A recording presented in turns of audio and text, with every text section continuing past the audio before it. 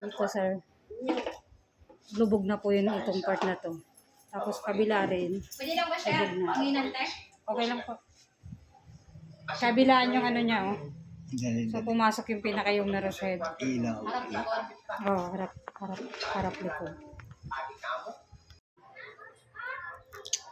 Kanina, ano siya, di ba? Lalim na lalim. Nilog ko siya din yan.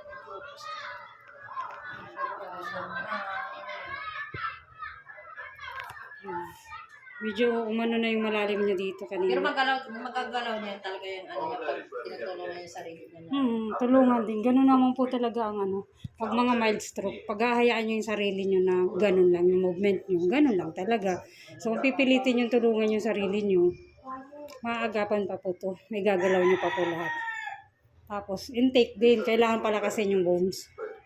Kasi medyo dry yung liquid sa buto niya. Bihis ka na dyan, Ella. Kailangan, sabi mo.